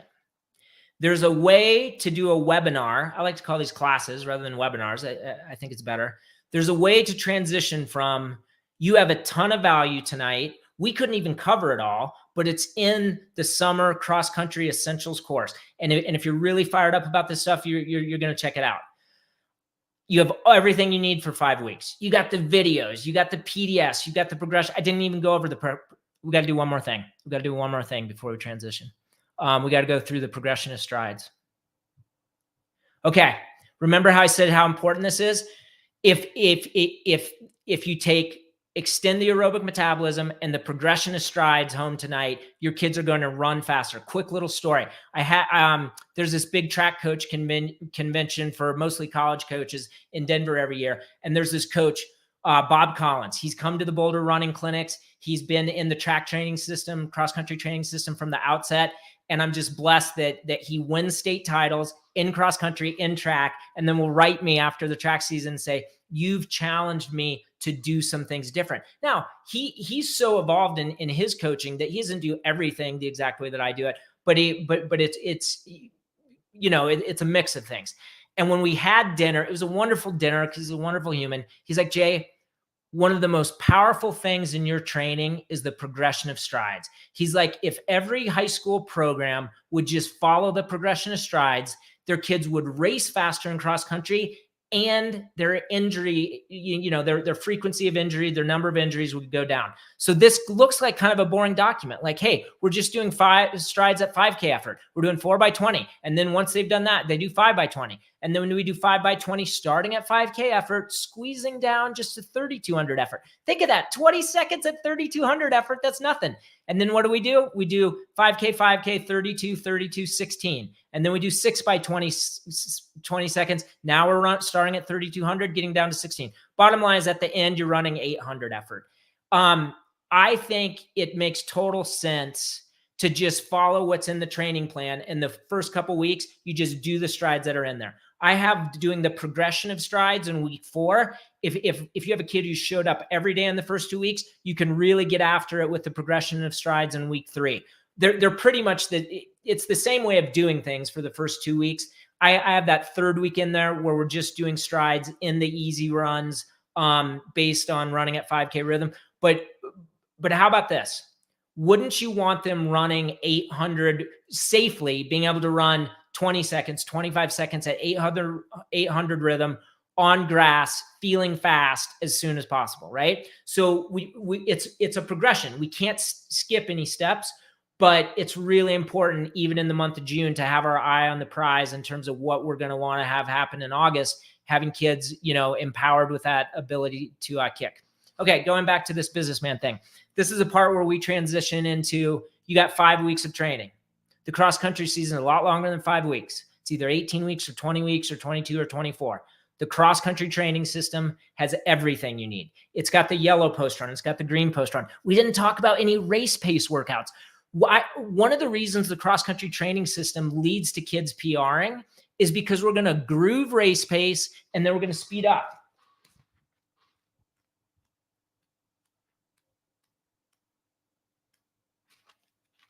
Got to find it in here. Anyway, one of the chapters in here is run race pace or faster. All the workouts always have you doing that. The chapter that high school kids love the most is fast, faster, fastest. We're going to empower your kids to be able to get out in a cross-country race and still feel good, groove a pace, and then speed up 1, 2, maybe even 3 times. All those workouts are in the cross-country training system. So the best thing for me to do now is to this is like a pre-recorded thing, because it's the most efficient way that I can show you what's in there. And then I said there's going to be a bonus tonight. There's $190 worth of education that you can't buy tonight. The only way you can get it is if you hang with me for another 10 minutes. I'm going to share that with you.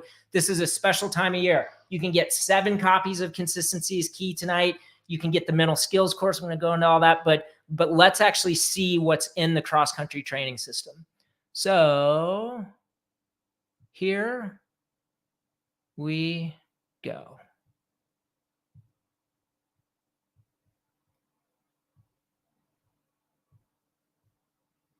All right, let's take a look into the cross-country training system. Here's what you're going to see if you enroll in the cross-country training system. You're going to get to this first one. It says start here. And what I want you to do, because you're going to see that there's a lot of videos in here, you can watch all these videos on 1.25x. So I just explain how to do that. But basically, you can go to speed and you can speed things up. Okay, that's the very first one. And what it allows you to do is then when you get into this welcome video, which you need to watch, you're going to speed that up. And it's a 10.5-minute video. But if you speed it up on 1.25x, I don't know, it's 7 or 8 minutes, something like that. So yeah, and one of the things I want to be honest about is that if you want to do things you've never done before, if you want to keep your kids injury-free, if you want to have them PRing all year long, not just in September, not just in early October, but at the end of the season. And if you've looked at the page that explains what's in the cross-country training system, you know that coaches are having their kids PR at the state meet at the end of the season. What I want you to buy into now, I don't want you to get overwhelmed with, hey, some of these videos, modules are 55 minutes or 24 minutes or 113 minutes. So that's, close to 2 hours of videos here. But you need to understand that if you want to do things you've never done before, it's going to take time to learn the things that you'll be doing this year to train a little bit differently. So here's the deal. Consistency is key. Do I have my book? Here's a book right here. This is a book written for high school kids. These videos are for you, the coach. And it's not only a refresher of what's in there, but it talks about, I think the most important one is probably run by feel. That's a key part of what we're doing. And in that video, I teach you how to teach athletes how to do that. But that's something that you don't necessarily have to watch. You do need to watch the 4 elements. You're maybe already familiar with a lot of this: warm up, workout, strides, post run work. And then again, this is a good example of, hey, you're in the cross country training system. You only had 40 minutes when you first logged in. Maybe you only watch warm up. Maybe you only watch run workouts. Then you come back, later in the day or the next day and watch the rest of this. And you can always, these blue lines here are basically how, if you've watched all the videos in that segment, it fills in the blue lines. I'm randomly clicking on these at times. So that's why, there's some filled in and some not. Okay, long runs, fartlek runs, progression runs, aerobic repeats, 30-90 fartlek. You might be saying, Jay, I've already read your article for free online, but this goes into how we're going to use them in the system. This is a document you could share with your kids. Then we've got hills. Now we're going to talk about race pace workouts, and we're going to talk about the workouts you'd be doing during the season. So that explains the workouts.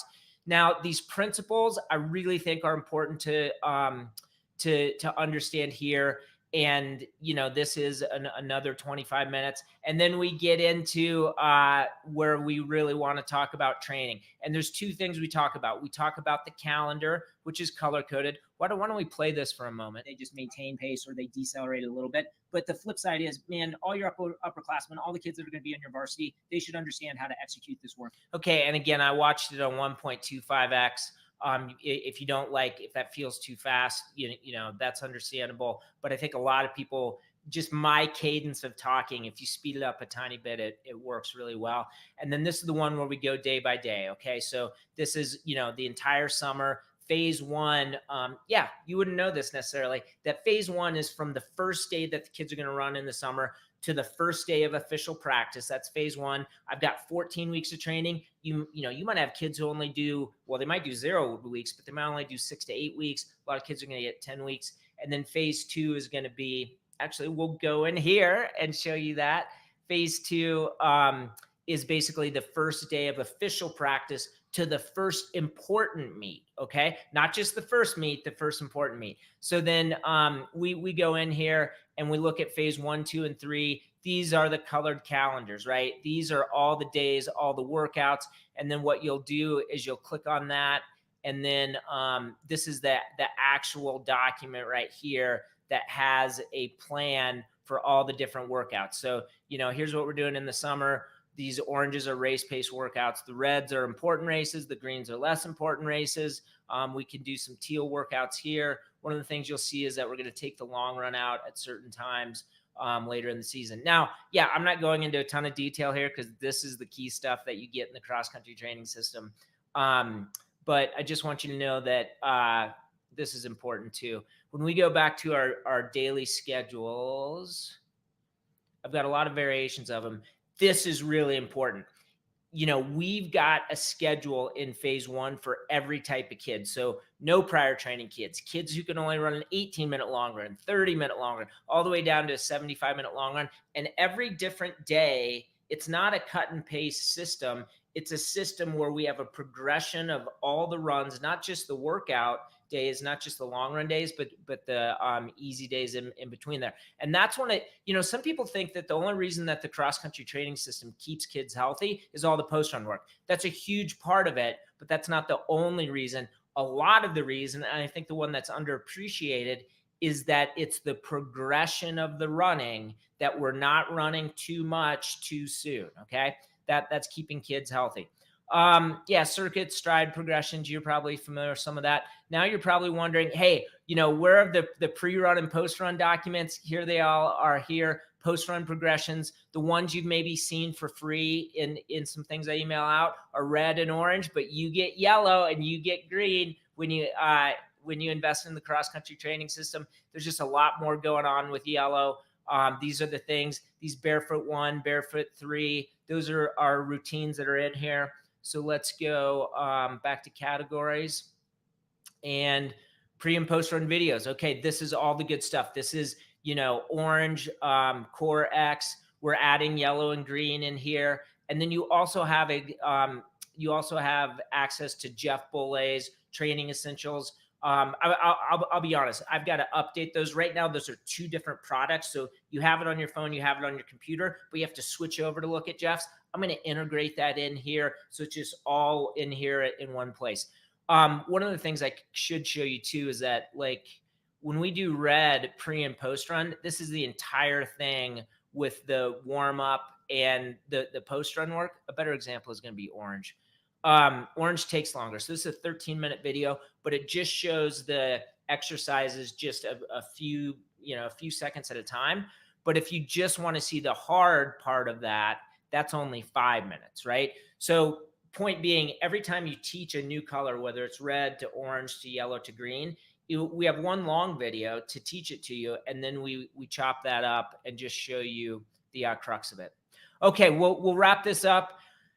One of the ways to think about this, I'm a track coach first, but I've had to learn to be a business person and an entrepreneur. So I buy courses, I enroll in courses to learn things. And this one course that really helped me understand emails and how to send emails, the guy's like, no student will ever get through the entire course. And I'm realizing that with the cross-country training system. And this is the phase 3 training, by the way, middle school training, all this stuff. But when we really come down here to the webinars, the classes and recordings, this is the type of stuff where you're going to want to watch this year's. So here's last year, I record each one. If you can't make it, you can watch these recordings, but we have it all the way back into 2022. I'm recording this in 2024, so we'll have all those in there.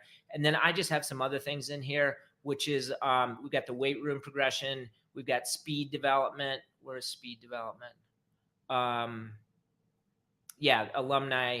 This is the speed development training. So, that's not something that we typically do, but some people who've done this for 2 years or 3 years want to do that. And then just here's some questions and answers. I found this was really helpful a couple of years ago, and I might go back to doing this, but I find sometimes what I can do is I can make these videos to respond to questions. But here's a bunch of questions that are responded to. And I think that's a pretty good tour. I'm looking at the time. This took about 10 minutes to do a tour. Ask me any questions about this, and that's what you're going to get. But remember, you get lifetime access, and I update this all the time. You're looking at a different background right now because it's 2024. All these videos are recorded in 2022, 2023 with the updates as I update it, okay? So, the core of this has worked for coaches for 3 years now, but I'm going to keep expanding on it. All right. Okay.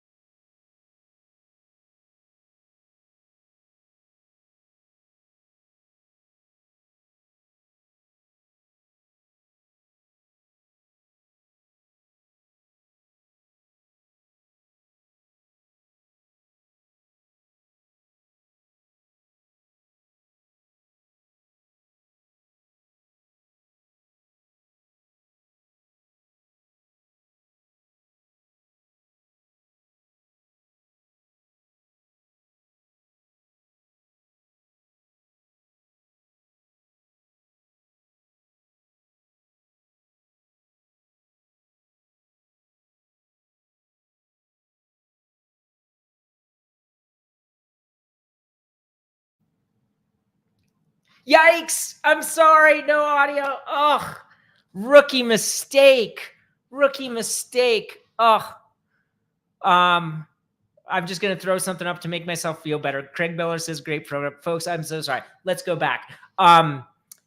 You rather than you hear me talk about how great the cross-country training system is and if it works, let's hear from coaches who actually have had success with it. And here's Scott Akers. Scott is in the biggest classification in Ohio, and he coaches boys. And he says, after using the cross-country training system for only 2 seasons, the boys at Jackson High School won their first state title in program history. The cross-country training system meets the needs of runners of all abilities The warm-up and post-run activities improve mobility, strength, and flexibility, and keep our athletes healthy.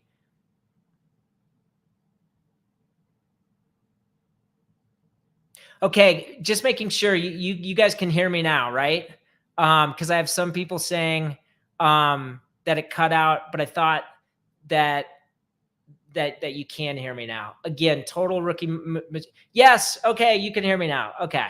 Yeah. So I'm just going to read Scott's testimonial, because the bottom line is he won a state title in the biggest classification in Ohio. And he says the warm up and the post run activities improve mobility, strength, and flexibility, and keep your athletes healthy. Our athletes have embraced the training plans and thoroughly enjoyed the workouts. Jay is always readily available to guide you through the training system. I am thrilled with the results of it.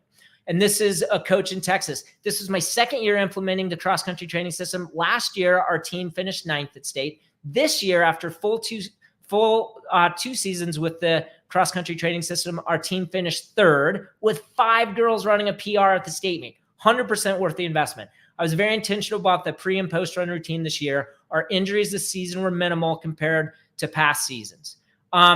This is one of the best testimonials we'll have. I'm not going to read all of it.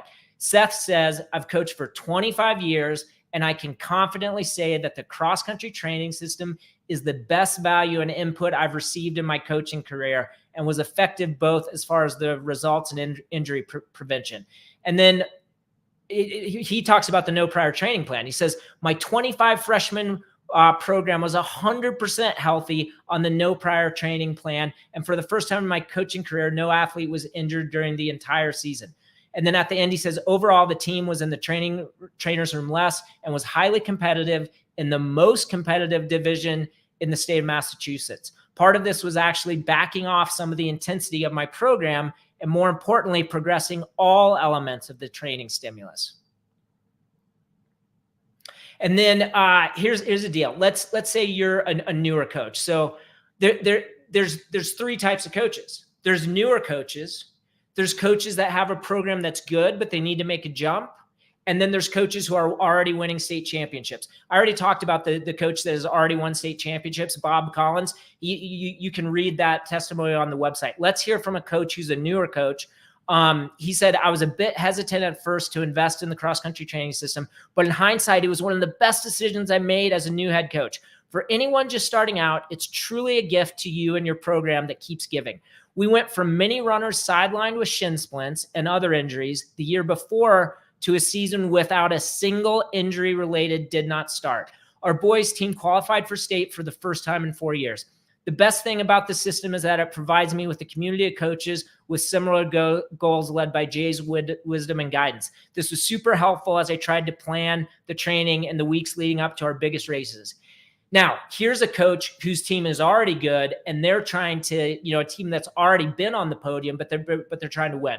And Dean says, we were 4th at state in 2022, and I was looking for something to get us to the next level and on top of the podium. The cross-country training system definitely helped, not just with the structured workout plans, but also the post-run work and some bonus videos. We incorporated a lot of Shannon Thompson's visualization techniques. Keep an eye on that. We're going to come back to who Shannon is. Our runners gained confidence throughout the season and ended up as the 2023 Class AA Pennsylvania State Champions. Okay. You get a lot of stuff when you're in the cross-country training system. This shows you what's in there. You already know this. You already know you're going to get 24 weeks of training. You already know you get all the post-run stuff. You know you have plans for all your different athletes going through the year. What you maybe don't know is you get priority email access with me. I'm at a point where I can't even come close to answering all my emails, but when you're in the system, I just filter it. And if you're in the cross-country training system or the track training system, then I answer those emails. You can get the warm-up routines on your phone. There's a way, by the way, for you, I'll explain this, where you can just get red and orange for your kids. If you're not able to invest in this tonight and can only do the 5 weeks for free, just know your kids can get that. But you will get all this on your phone, and you can show the kids at practice what's going on. And then we do 5 live classes just like this but it's, this is for everybody on the internet, everybody on YouTube. We do 5 just for coaches in the cross-country training system.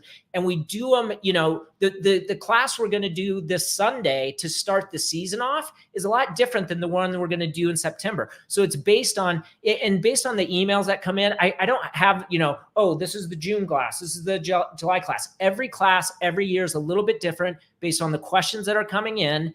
And that's just part of what we have going on. So here's the deal. If you've been getting my emails, you know this, that we have some bonuses if you invest in it by this Sunday.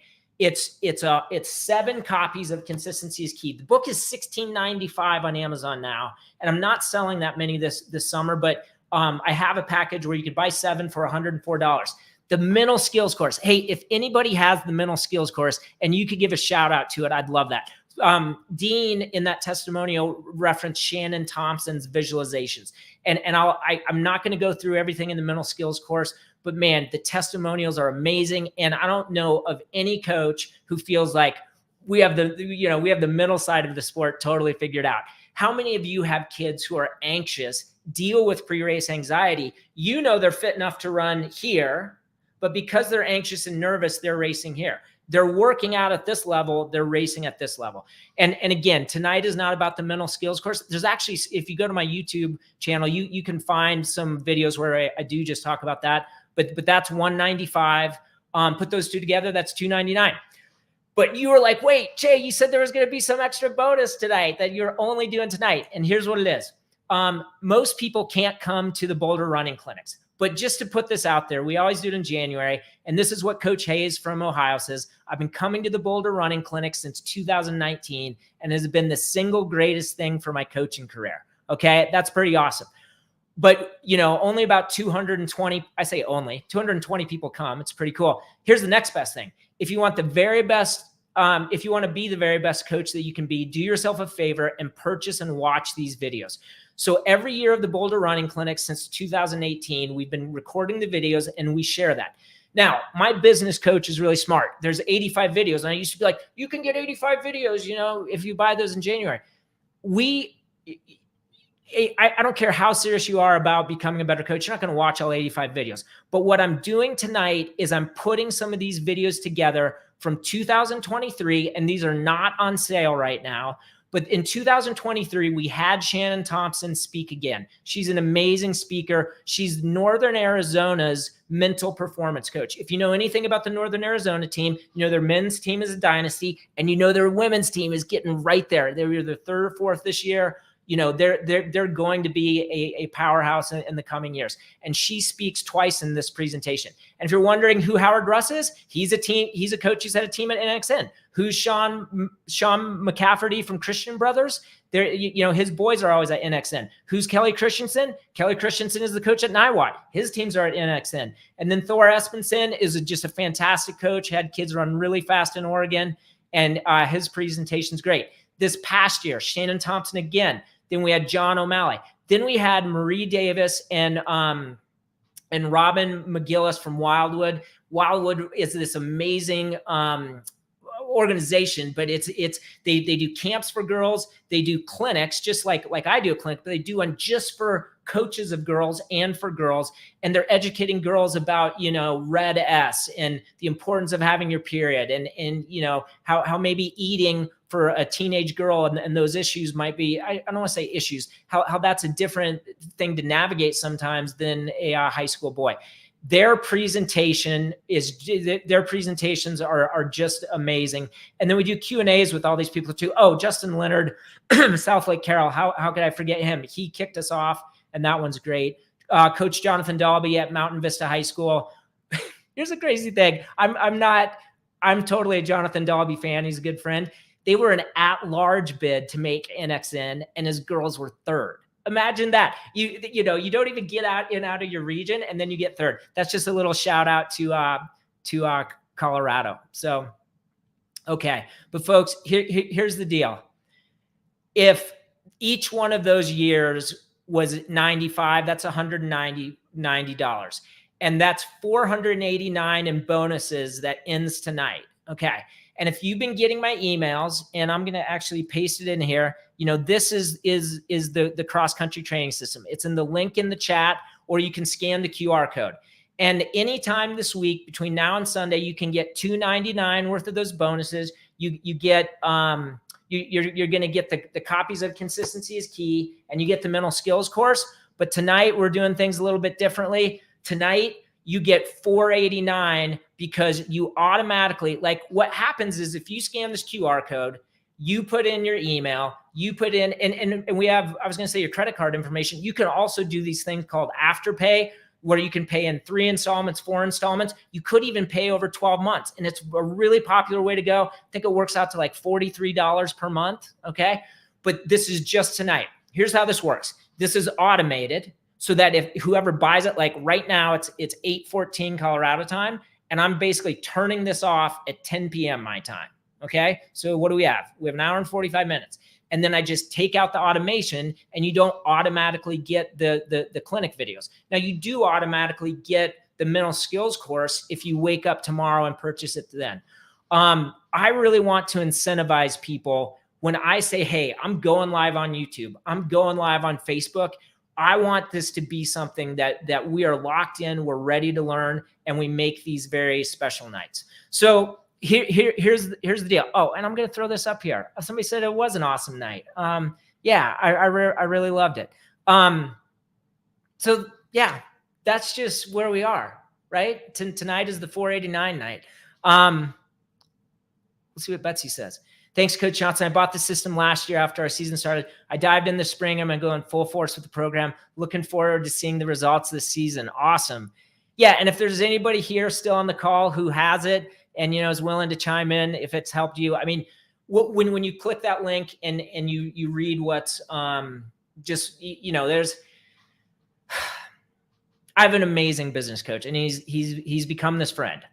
He thinks there's too many testimonials on what we'd call the sales page. Basically, the page with the cross-country training system that lays out, here's what it does. Here's how it's going to help your kids' PR. Here's how it's going to keep them injury-free. But then there's tons of testimonials, because I just think you would rather hear from coaches who are in the trenches, just like you, helping kids, than you want to hear from me. Okay? So there's more testimonials than you're supposed to have.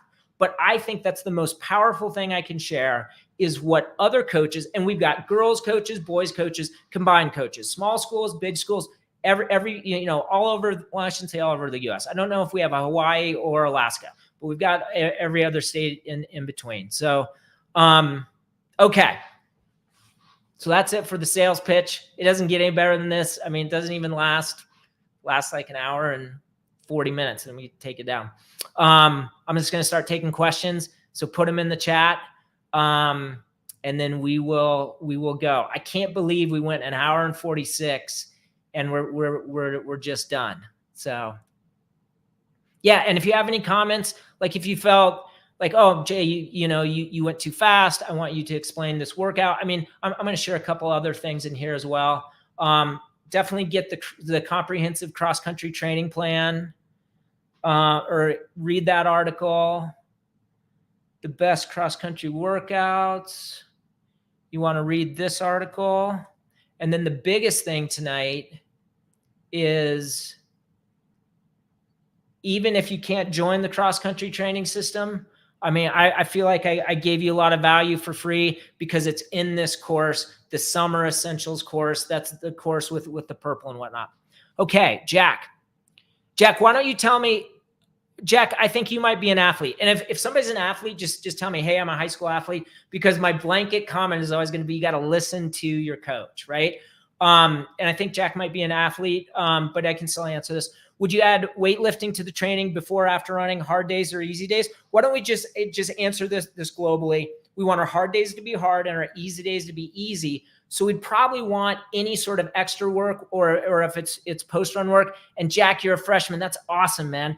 Hey, you're just somebody, you're somebody who you have human growth hormone, you have testosterone, you're just going to get more and more of those hormones. All you need is the post-run work now to basically have to have that effect where you're releasing more human growth hormone, you're releasing more testosterone. You and your coach might get to a point later on your junior and senior year where you've done all the post-run work and you do want to go to the weight room now. The flip side is, I'll tell you, there's teams who win state championships who never go to the weight room.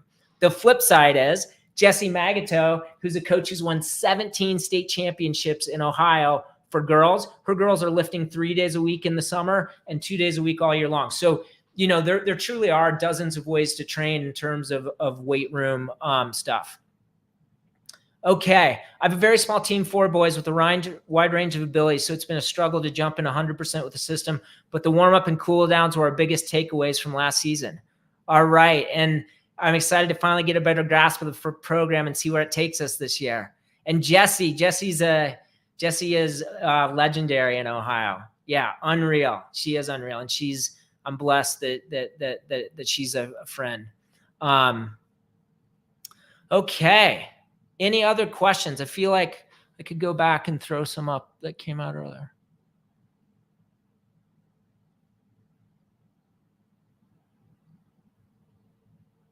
Yeah, I'm going to throw this up again because, Ryan made a really important point, which is, on that page with the cross-country training system, you can see that there's a template that you can copy, basically an email template, to send to your booster club, to send to your athletic director and say, hey, this is what I'm going to get if we invest in this. And it even kind of teases it up to say, I can report back to you, on what we've learned. But the reporting back will just be that people are running fast. Okay, Ryan says, how would you do strides on hills? Our team has historically spent a lot of time on hills and would like to incorporate your stride progression with hills.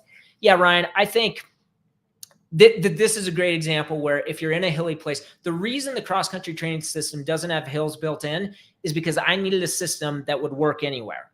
There is a hill segment, and I explain it in the videos, and I've got multiple hill workouts that you can use on your hard day. So you're not talking about a hill workout as a hard day, but just know if you're somebody who says, basically in California, if you're going to run the state meet at Mount Sac, that you need to be able to run you need to be able to run hills. So, but I think short 8-second hills, 15-second hills are great. Ryan, why don't you email me and we'll talk a little bit. Well, you don't need to email me. The longer answer is, if kids are running hills that are 30 seconds and they're running them really hard, that's more than a stride. They're producing lactate and they're having to deal with some lactate. There's another way to look at this, which is like an alactate stride. So A just meaning not, right? And so alactate would be like an 8-second hill stride going as hard as they can. They're still not going to produce that much lactate. And it's more of a neuromuscular exercise that we're doing, right? We're improving our nervous system and the connection between our nerves and our muscles, not so much getting any sort of metabolic stimulus. Where if we're doing strides that are 30 seconds or a minute long, now we're producing lactate. We're kind of working in that aerobic, anaerobic phase. But, if you wanted to send me what your plan was to do a combination of both, I think that's great. Jonathan Dalby, Mountain Vista High School, amazing program. His high school is adjacent to some open space in the south suburbs of Denver. They run hills all the time. They actually call it their playground, right? So they're doing hills all the time instead of strides. This is a good one. Paul saying, maybe I miss it. The long run is slow, easy, zone 2, or chatting pace. Paul, I think you're an adult runner and not a coach, which is totally fine. I mean, this is focused on coaches, but I'm going to take this question because, no, our long run is not easy. If we're doing a 60-minute long run, remember in the last 20 minutes, we're doing strides in the last 20 minutes of that run. Okay, first 40 minutes, yeah, they might be talking in the first 20 or 30, but from 30 to 40 minutes, I don't want a lot of talking. Let's get going. Let's get after it. And then in the last 20 minutes, we are running fast. So the thing with zone 2, when you have, and this was, if you go all the way back to earlier tonight, and I was talking about these kids who are getting the heart rate data from the sensor on the watch as opposed to the Coros strap on the arm or the chest strap. And they're seeing that they're way above zone 2. First of all, I don't think the watch is accurate just with here. I mean, because it has to be strapped on really tight. That's why Coros, has that band. That's what you would want to invest in. But when I do zone 2, I mean, yes, I want it to be low, and I want to, as much as my life will allow for it, do a lot of zone 2 training. We only have 2 hard days a week. Kids can be, if we were going by zones, which we're not, we're looking at more high zone 2, low zone 3. And the bottom line is we want kids running fast. Okay. Okay. And this is a good question. As a high school coach, should I let the middle schoolers join us for summer camp training? Just keep the volume really low. I mean, there's middle school training for free in the summer cross country essentials. So you definitely want to do that. But you definitely don't want to, you just got to be really, really careful with how much they're running. What are your thoughts on incorporating speed development over the summer? In the cross country training system, it's for alumni, right? So I would like to see somebody do the cross country training system in the fall, do the track training system in the spring. If they wanted to do some speed development the next fall, the kids have done enough post-run work, so they have a strong posterior chain. Their hamstrings are strong. They're, muscles, fascia, tendons, they're just a stronger system from the top of their head to the end of their big toe, and it's safer. If you're saying, wait, Jay, you can safely do speed development from day one? Yes. And I would do that if I was there. But the problem with me assigning speed development and telling you to do it is I'm not there with you to observe and see, what kids should be doing and being patient with those progressions. I also think, the number one thing we're trying to do in the summer is build the aerobic engine. So there's the table. You can't see it. That's just the table, and consistency is key, where it says that a 5K cross country race is 95% aerobic, right? It's fueled by the aerobic metabolism more so than an 800 or a 1600. So I wouldn't want the speed development taking away from getting in volume, right? Now, granted, sometimes people do too much volume, don't do any post-run work, don't do any progression of strides, but I think we have to find a happy medium in there. Okay, new comments. There's some new comments down here.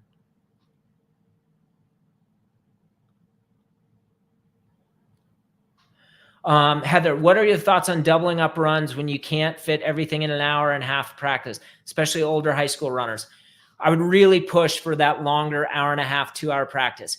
If they can't do that, let's get a day where they can do a 25-minute progression run, 13-minute warm up, then they're running for about 45. They do 15 minutes of post run. Maybe it's 70. I mean, you're going to need 70 or 75 minutes for older high school athletes. Can they go for a double run? Yes. We're going to want to double on the hard days, except that we're not going to double on a long run day. So honestly, what you would do, Heather, you do the workout Monday, you do the long run Friday, Wednesday, you can make, even though I said we're not doing medium days, in the track training system, we go a little bit harder on Wednesday. Wednesday's a day where they could do the run with you in the morning and then double at night. So we could double Monday, double Wednesday, and run long run Friday. Tuesday's really easy. Thursday's really easy. I'm here because you were a guest of Coach McMillan. These are great things here. I bought the book and just started reading it. Awesome. Could you talk about the aerobic repeats in week 5 on Tuesday? What portion are you repeating 3 more times? Yeah. So that was 4 minutes at 5K effort, then 3 minutes steady, 4 minutes at 5K effort, 3 minutes steady. So it's the 4 minutes that we were doing 4 times on that 60-minute schedule. And it was the 4 minutes that we were only doing 3 times on that 30-minute schedule. And if you look at that on the 60-minute schedule, when we did 4 by 4 minutes, I mean, that's the crux of the workout, right? The 4 minute segments, the 3 minutes are just jogging. The total workout is only 45 minutes. So even I get confused by that sometimes, like, oh, this is going to be a longer day, and it's still a short day. 45 minutes of workout time is not adding up for me. Shoot, maybe I made a mistake. This would be embarrassing if there was a mistake in it. I'm just going to write it down. 4 times 4 is 16. 3 times 3 is 9. So the crux of the workout is 25 minutes.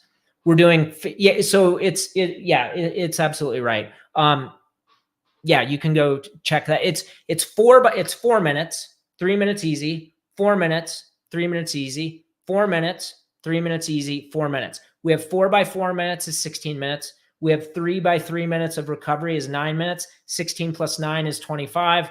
We did 15 minutes in the warm up. 15 plus 25 is 40. We do 5 minutes of our easy running is 45. I would have been embarrassed if I screwed that up. Okay, we used several of the workouts from your webpage this year, and our boys were able to get third in the 4x8 at state. I want to say thank you for that. Absolutely. You're welcome. Some of the kids are not local during the summer. Do you suggest advising each kid separately with your program as they train on your own? I'm not going to get into that can of worms with people having other coaches and you telling them what to do. It's hard. It can be done well, but I'm not an expert at it. Also, I have a question. I have a kid going to Colorado next week for a month-long camp, and he said you're involved. Yeah, I'm not involved. I did camps for 18 years. We did this camp, the Boulder running camps. It was kind of my baby. And after COVID, it just didn't make sense anymore. Does your long run peak in phase 1 or phase 2? That's a good question. The volume's going to peak in phase 2, and then we're just going to maintain the volume we built up to for a few runs in phase 3. Very good question there. Heather, you're totally welcome. Oh my gosh, an hour 59. Oh, hour 59, 30 seconds. The time a human can run for a marathon. I love it when the times on the clock are like some running related thing. 799 people. It seemed, 800, there it is. 801. Back to 799. Okay. Hey, I think we should call it a night. I think 2 hours is enough time for us to focus. I'll put it in the chat one more time. Cross country training system. It is a game changer. That literally, the game changer thing, that's literally the one of the testimonials at the top of the page, is that it's a game changer. Okay, so it's 8:30 my time. I'm going to bed at 10, and I guess I'll go to bed. Well, I'll go to bed after 10, but we have 90 minutes for you to get this bonus and I'll just go back to get the bonus of the Boulder Running Clinic videos. Those are only available tonight. If you want to wait a day, you can still get the books and the mental skills course, but tonight is the night to get the Boulder Running Clinics videos as well. All right, it's been a wonderful evening. Thank you so much. And Ryan, I am psyched to see you Sunday in the cross-country training system. That's when this starts. This is a great way to end. So the 2024 cross-country training system starts on Sunday with a live class like this just for people in the system. Okay, see you guys then.